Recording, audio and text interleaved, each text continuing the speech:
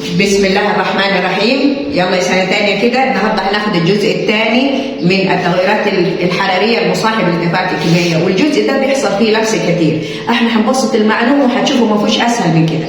الاول نفتكر الحصة اللي فاتت اتكلمنا فيها، او الفيديو اللي فات اتكلمنا فيها عن ايه؟ ازاي اعرف التفاعلات ماس او طاردة عن طريق التفاعل الكيميائي. اكتب التفاعل الكيميائي ازاي؟ بصوا معايا كده. بكتب ازاي؟ بكتب هنا المتفاعلات، الجزء ده بكتب فيه المتفاعلات، صح ولا لا؟ طيب والجزء اللي هنا بكتب فيه مين؟ النواتج. قلت عشان اعرف التفاعل ماس او طارد للحراره، اذا طارد قلت هلاقي كلمه حراره موجوده هنا. خلاص؟ اول ما اشوف المعادله هنا مكتوب حراره يبقى ده على طول تفاعل طارد.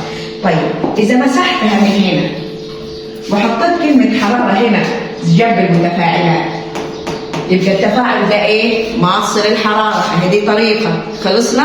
النهارده هناخد طريقتين تانيين اعرف بيها التفاعل الماس والطرد الحراره، ولو اتفهمت هتلاقوها بمنتهى السهوله. اي سؤال هيجي هتجاوبوه بمنتهى السهوله. بصوا معايا الطريقتين التانيين، خليكم معايا. انا قلت عشان اميز التفاعلات الماصه والطارده للحراره بالمعادله الكيميائيه، وقلناها من شويه. الطريقه الثانيه حاجه اسمها طاقه الرابطه وطاقه المتفاعلات والنواتج. ايه ده؟ هما الاثنين مش حاجه واحده. ايوه طبعا، طاقه الرابطه حاجه وطاقه المتفاعلات والنواتج نفسها حاجه. هو ده اللي بيعمل عندنا لبس. بصوا معايا، طاقه الرابطه دي عباره عن ايه؟ طاقه الرابطه عندي نوعين من طاقه الرابطه. في طاقه، بصوا هنا، واحد طاقه تكوين بين مين؟ بين النواتج. ودي بتبقى عباره عن طاقه دايما. طاقه التكوين دايما بتكون طاقه منطلقه، واحفظوها كويس. يعني يوم ما اجي اربط النواتج مع بعض، التكوين ده بيؤدي الى انطلاق طاقه. يبقى دي اسمها ايه؟ طاقه منطلقه. نرتب افكارنا عشان لما نطلع نحدد انواع التفاعلات. طيب عندي ايه تاني من طاقه؟ النوع الثاني من طاقه الرابطه طاقه كسر. بكسر مين؟ الكسر دايما بيكون في مين؟ كسر الروابط في المتفاعلات. طيب طاقة الكسر الروابط دي دايما بتكون طاقة ايه؟ عبارة عن طاقة ممتصة. ما انا عشان اكسر لازم امص الطاقة عشان اقدر اكسرها. يبقى هنا طاقة هنسميها ايه؟ طاقة ممتصة. يبقى طاقة الرابط عندي نوعين، طاقة كسر اللي هي طاقة ممتصة. عشان تكسر أي حاجة لازم اللي أنا بكسره ده يمتص طاقة. حتى لو أنت بتكسر عصاية، العصاية تمتص طاقتك أنت عشان تقدر إيه؟ تكسرها. طيب هنا الطاقة الثانية من أنواع طاقات الرابطة طاقة تكوين. طاقة التكوين دايما بيكون النواتج. عشان أكون بتنطلق طاقة. يبقى حفظنا كسر متفاعلات، تكوين، نواتج. وضحت؟ طيب هنا عندي ده مفهوم وهنطلع نشرح دلوقتي. عندي هنا في حاجه اسمها طاقه متفاعلات وطاقه نواتج. يعني ايه الكلام ده؟ هل ده بيختلف عن ده؟ ايوه ده بيختلف. ده بيتكلم عن الرابط. يعني عندي اثنين مربوطين كده، الكسر اللي بيحصل بينهم ده، او اثنين كده بيتكون هو ده الارتباط اللي بيحصل بينهم. لكن انا بتكلم المتفاعل ده، عندي ماده مثلا، اي ماده المتفاعل ده جواه طاقه مخزونه، خلاص، والنواتج جواها طاقه مخزونه. يبقى عرفنا الفرق بين الاثنين دول. طيب نطلع كده نشرح ازاي اصف التفاعل ماس او طارد عن طريق طاقه الرابطه.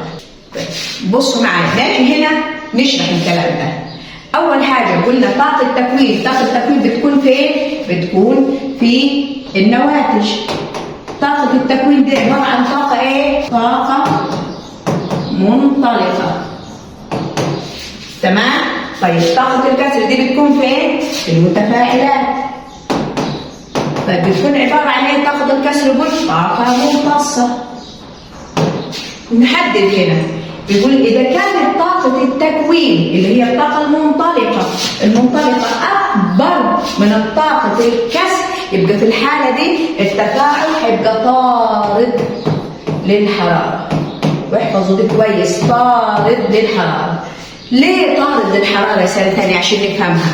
هندي مثال. أنا هفترض الطاقة الممتصة كانت 50 جول.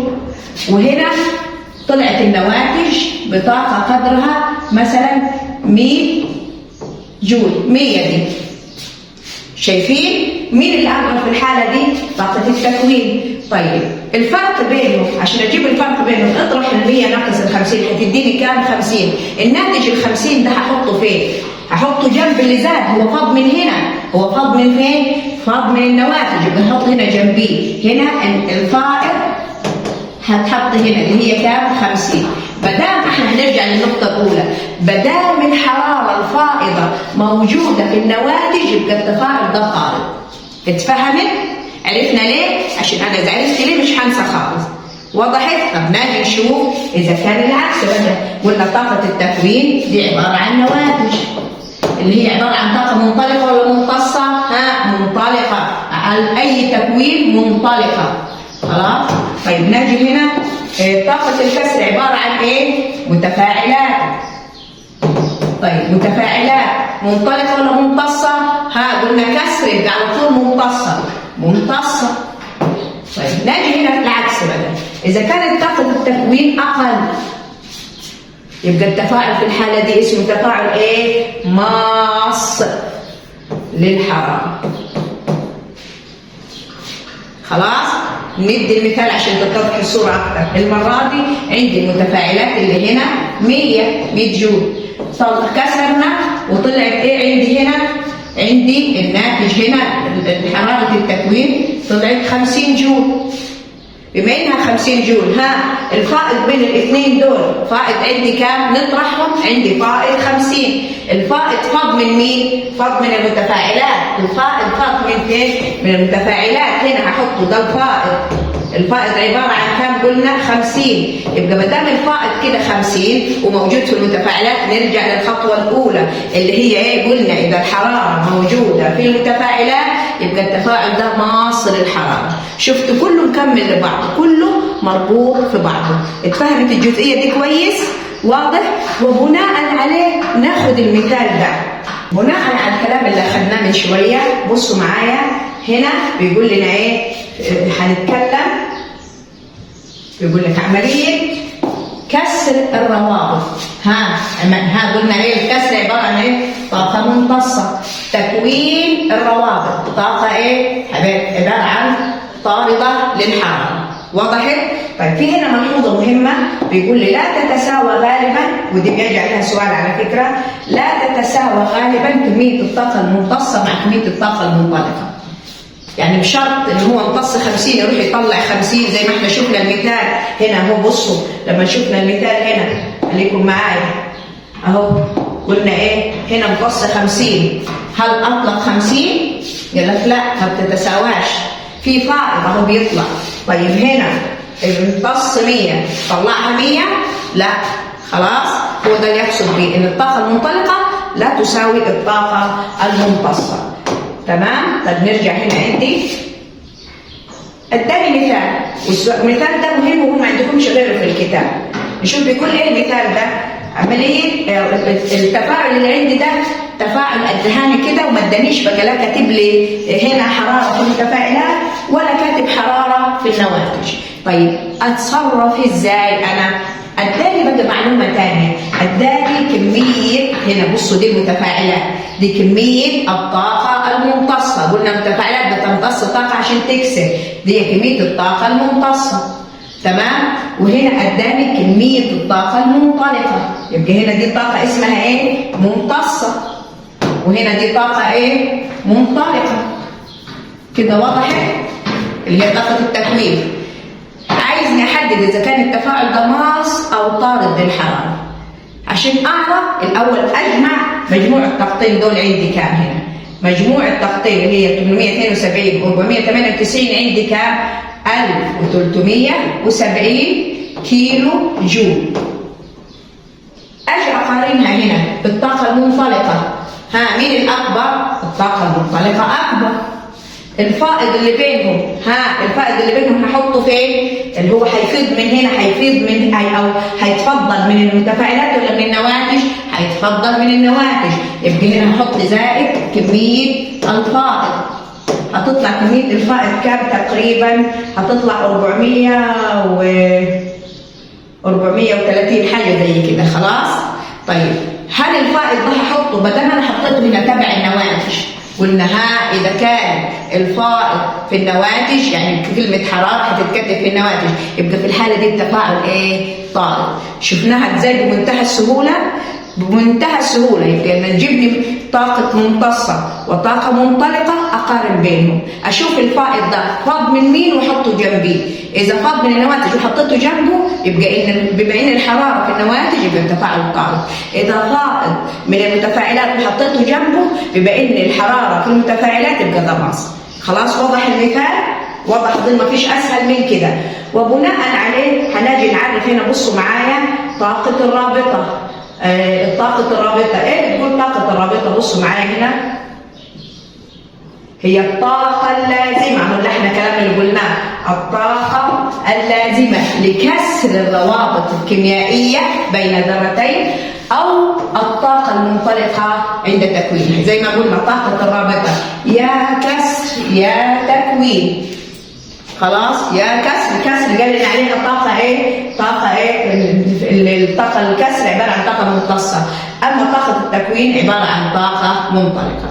خلاص خلصنا من الجزء ده. واضح؟ تمام. ندخل على الطريقه الثانيه اللي اعرف بها التفاعلات ماصه او طارده للحراره. خليكم معايا. طيب كده يا سنة تانية خلصنا المفهوم الأول اللي أعرف بالتفاعل ماس أو طارد الحرارة اللي هو عن طريق طاقة الرابطة. دلوقتي هتكلم عن المفهوم الثاني اللي هو طاقة المتفاعلات والنواتج.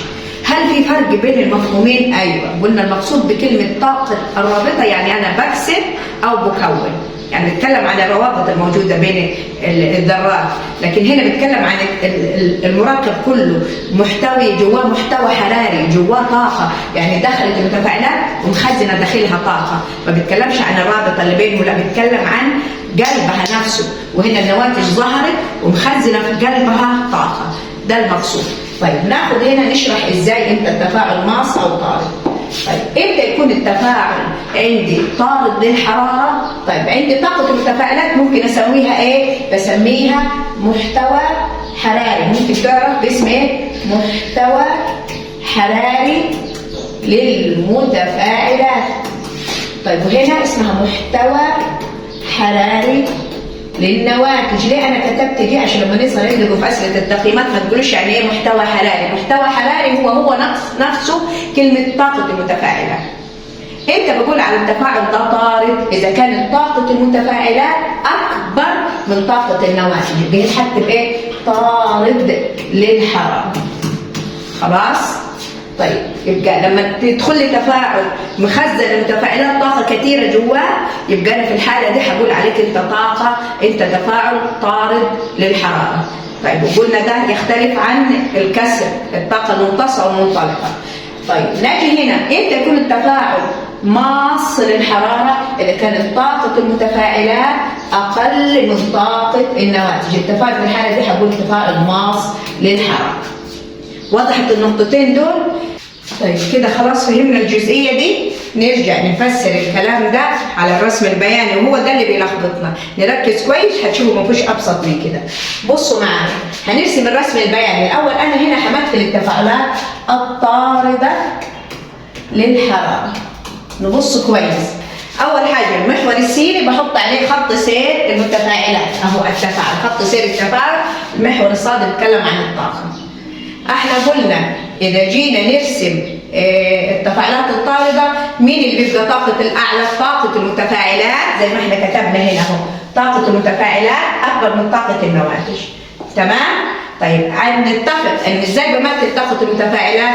طاقه المتفاعلات بمثلها بخط مستقيم يوازي محور السينات. يعني لما ارسمها هرسم خط مستقيم يوازي محور السيني ده اهو اللي هنا امامي، سواء كانت طاقه المتفاعلات او النواتج. نبتدي كده نمثل الكلام ده. انا قلت ان طاقه المتفاعلات اهي، خليكم معايا هنا. طاقه المتفاعلات اهي هحطها هنا لان هي اعلى اهي. تمام؟ وهكتب عليها ط ميم. ط ميم يعني انا فيها طاقه المتفاعلات. خلاص؟ طيب ناجي هنا او بسميها قلنا محتوى حراري او بسميها اتش ميم. الاثنين واحد. لازم ناخد المفهومين عشان اسئله التقييمات. طيب ونجي طاقة النواتج فين هحطها؟ بصوا معايا كده، طاقة النواتج هحطها فين؟ خليكم معايا اهي.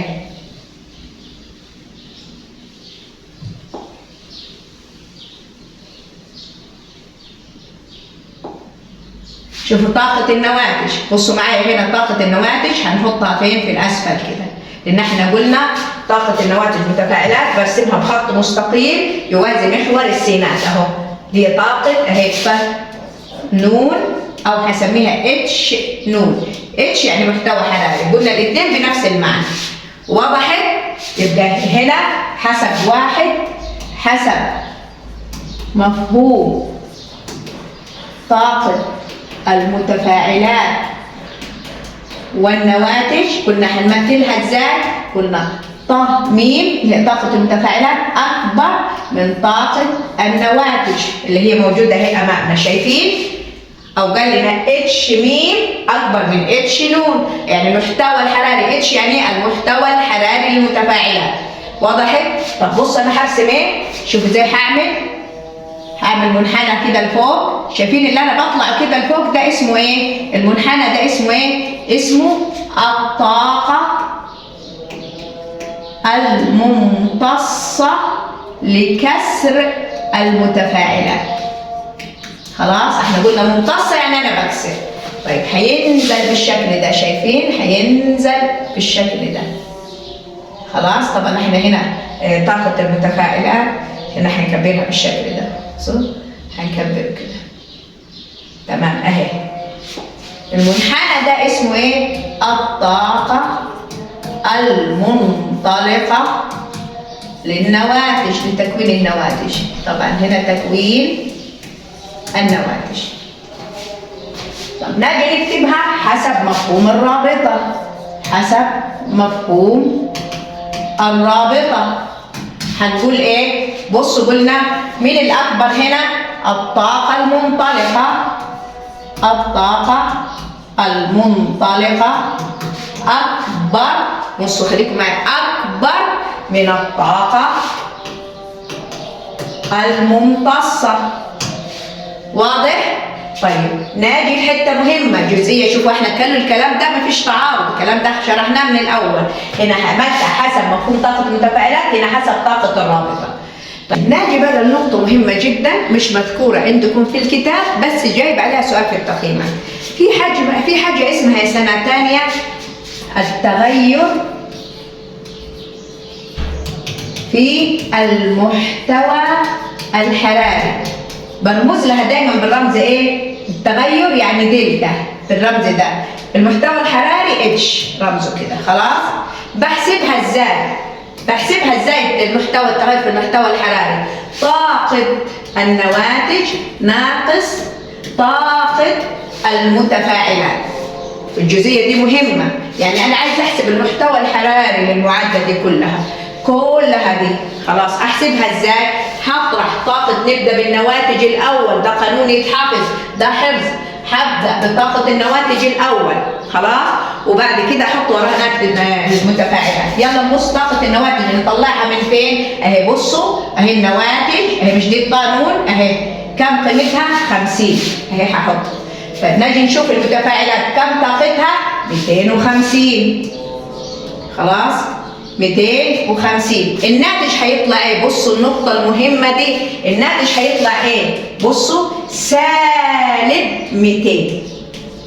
سالب 200 معنى كده ان التغير في المحتوى الحراري للتفاعلات الطاردة لازم قيمته، لازم القيمة تكون بإيه؟ بالسالب. لازم ألاقي قبل الرقم سالب. يعني مثلا لو قال لي إن التغير في المحتوى الحراري اللي هو دلتا اتش قيمته بتساوي مثلا سالب 150. حدد نوع التفاعل ده. أول ما عينك تشوف السالب يبقى التفاعل ده على طول طرد الحرارة. الجزئية دي مهمة، في عندكم اخضر في التدريب في التقييمات هنحلها. خلاص فهمنا؟ طيب نجي نمثل نفس المنحنى ده على التفاعلات الماصة للحرارة. هنا التفاعلات ايه؟ ماصة للحرارة. نجي نشوف بيقول لي ايه هنا كان، ان طاقة المتفاعلات اقل من طاقة النواتج. قلنا المتفاعلات والنواتج برسمها ازاي؟ خط مستقيم يوازي محور السينات. اهو هنجيب المتفاعل الاول عندي اهو، اهو. طيب والمتفاعل الثاني عندي اهو، الثاني دي المتفاعلات هكتب عليها الاول ايه؟ طاقة المتفاعلات، او بسميها اتش مين، يعني المحتوى الحراري للمتفاعلات. طب هجيب دي هنا اهو النواتج، بصوا معايا هرفعها لفوق كده. مش احنا قلنا متفاعلات المرة دي اقل، دي هسميها ايه؟ ط نون، او بسميها اتش نون. ط نون يعني طاقة النواتج، او اتش نون يعني المحتوى الحراري للنواتج. تمام؟ هروح نرسم المنحنيات. خلاص؟ شوفوا المنحنى اللي طالع ده لفوق كده، خليكم معايا، اللي طالع كده لفوق بيطلع فوق لأعلى قيمة. قلنا اللي طالع ده بسميه طاقة ممتصة لكسر الروابط لمين؟ المتفاعلات. ما دام فوق المتفاعلات يبقى بكسر روابط المتفاعلات، وهيروح يميل بالشكل ده لحد ما يوصل للنواتج ويوقف. اللي نازل ده بسميه ايه؟ طاقة منطلقة لتكوين النواتج. يلا نكتب بقى الكلام هنا. حسب قلنا ايه؟ مفهوم طاقة المتفاعلات والنواتج. يلا انتوا شايفين الرسمة ايه؟ طاقة المتفاعلات أقل من طاقة النواتج. من دي قيمتها 50 ودي نمشي هنا قيمتها 250، مش صح ولا لا؟ يبقى هنقول طاقة المتفاعلات أقل من طاقة النواتج. طب ده أول طريقة. تاني طريقة حسب مفهوم طاقة الرابطة. يبقى حسب مفهوم طاقة الرابط. أنا بس أوريكم إزاي نستفيد من المعلومات اللي درسناها. هنبص طاقة الرابط، هنا شايفين طاقة المتفاعلات وشايفين طاقة النواتج. يبقى هنقول إيه؟ هنحط مين الأول؟ بدل هنا حطينا مين الأول؟ بصوا هنا حطينا مين؟ الطاقة المنطلقة. يبقى هنا هنحط برضه إيه؟ الطاقة المنطلقة الأول. الطاقة المنطلقة. شايفين القيمة هنا دي قد ايه ودي قد ايه؟ يبقى أقل من الطاقة الممتصة. فهمناها؟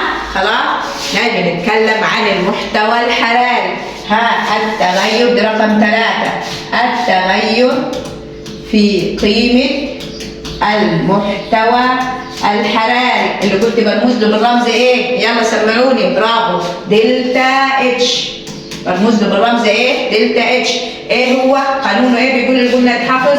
قلنا طاقة النواتج الأول ناقص طاقة المتفاعلات. دايما نحط طاقة النواتج الأول، لو عكست الترتيب كده هتغيروا كل حاجة احنا قلناها.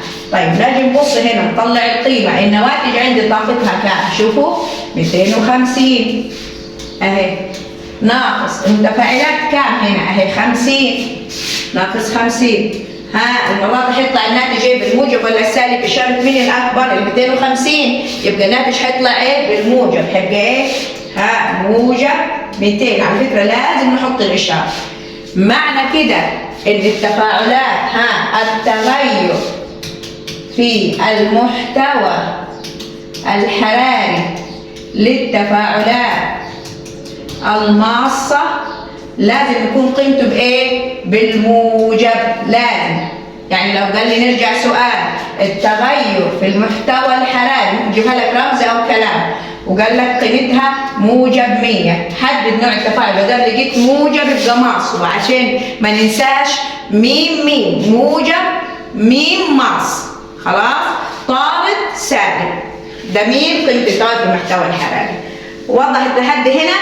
بصوا معايا سنة ثالثة اهو كده عندي اهو شرحنا خلاص المنحنى. يبقى انا عندي عشان امثل التفاعلات الماصة والطاردة عندي بكام؟ ب4 طرق. التفاعل الكيميائي إذا كانت الحرارة في المتفاعلات موجودة في المتفاعلات، لو كانت بالتفاعل الكيميائي يبقى ده تفاعل مصل الحرارة. أما إذا كانت في النواتج يبقى ده طرد الحرارة. تاني خطوة اللي هي بطاقة الرابطة، قلنا إذا كانت الطاقة المنطلقة أكبر من الطاقة الممتصة يبقى ده تفاعل إيه؟ قلناها طارد للحرارة.